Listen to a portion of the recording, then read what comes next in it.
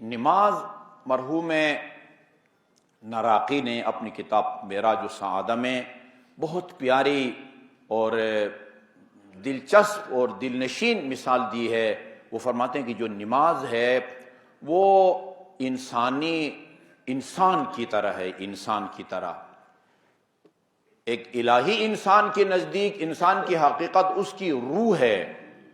باقی جو اعضائے بدن ہے، ہاتھ پاؤں وغیرہ، یہ اوزار کی حیثیت رکھتے ہیں۔ انسان میں کچھ چیزیں ہوتی ہیں اس کے بغیر انسان نہیں ہے، روح کے نکل جانے کے بعد انسان کی کوئی حیثیت باقی نہیں، انسان ختم ہو جاتا ہے۔ اعضاء بھی اس کی کئی قسمیں ہیں انسانی اعضاء کی۔ بعض اعضاء جن کو اعضاء رئیسہ کہتے ہیں، یعنی ان میں سے ایک عضو بھی اگر نہیں ہے تو پھر انسان نہیں ہے۔ انسان کا دل اگر نہیں ہے، گردہ نہیں ہے، جگر نہیں ہے، سر مثلا انسان کے جسم سے سر کو جدا کر دیا جائے تو بھی انسان وہ ختم ہو جاتا ہے۔ کچھ اعضاء ہیں کہ ان میں سے اگر ایک آدھ نہ ہو انسان رہتا ہے، بچتا ہے۔ ہاتھ کٹ جائے، ایک ہاتھ، دو ہاتھ، ایک ٹانگ، دو ٹانگیں، دونوں ہاتھ، دونوں ٹانگیں، وہ ایسے آپ کو نمونہ آپ کے سامنے ہیں، نہیں ہے کسی حادثے کی وجہ سے، لیکن بندہ زندہ رہ سکتا ہے۔ سر کے بغیر انسان زندہ نہیں رہ سکتا، جگر کے بغیر انسان زندہ نہیں رہ سکتا، دل کے بغیر انسان زندہ نہیں رہ سکتا۔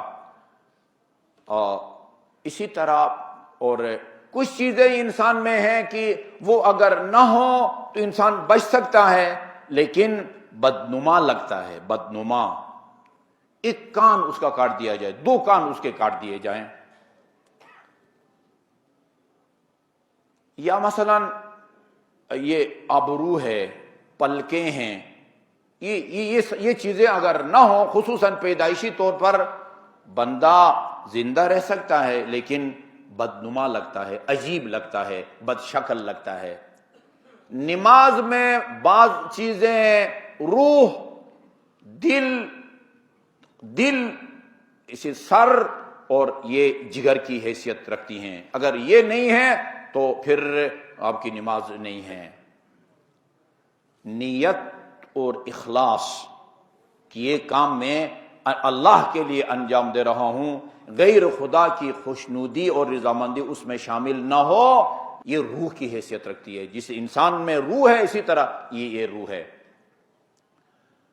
اسی طرح اعضاء ہیں، دل نہیں ہے تو انسان نہیں ہے، سر نہیں ہے تو انسان نہیں ہے۔ وہ کہتے ہیں وہ نماز کے ارکان ہیں، نماز کے ارکان۔ قیام اگر نہ ہو، جان بوجھ کے قیام کو ترک کریں تو بھی آپ کی نماز نہیں ہوتی، غلطی سے ترک کریں تو بھی آپ کی نماز نہیں ہوتی۔ رکوع یعنی جتنا جھکنا ضروری ہے اتنا جھکا جائے، یہ رکن ہے، یہ رکن ہے۔ یہ جو ارکان ہیں، نیت ہے، قیام ہے، رکوع ہے، دونوں سجدے، یہ دل، سر، جگر کی طرح ہیں۔ یہ نہیں ہے تو انسان ختم ہے۔ اسی طرح اگر رکن نہیں ہے تو انسان وہ ختم ہو جاتا ہے۔ اور اللہ تعالیٰ جنت نصیب فرمائے، وہ فرماتے ہیں کہ اور باقی جو رکن کے علاوہ دیگر جو واجبات ہیں، قیام کی حالت میں حمد و سورہ کو پڑھنا، رکوع کی حالت میں ذکر کرنا، سبحان اللہ سبحان اللہ سبحان اللہ، یا سبحان ربی العظیم و بحمدہ، وہ ہاتھ پاؤں کی طرح ہے۔ نہ ہو تو بندہ زندہ رہ سکتا ہے لیکن ناقص ہے، بعض اوقات موت بھی واقع ہو سکتی ہے۔ جان بوجھ کے اگر ذکر کو ترک کریں، حمد و سورہ کو ترک کریں، ذکر رکوع کو ترک کریں، ذکر سجدے کو ترک کریں، آپ کی نماز باطل ہو جاتی ہے، آپ کی نماز باطل ہو جاتی ہے۔ اور جس طرح بعض چیزیں انسان کے لیے زینت کا باعث ہیں، وہ نہ ہو تو انسان بچتا ہے لیکن برا لگتا ہے۔ ابرو نہ ہو، پلکیں نہ ہو، یا ایک کان نہ ہو، بندہ بچتا ہے لیکن برا لگتا ہے۔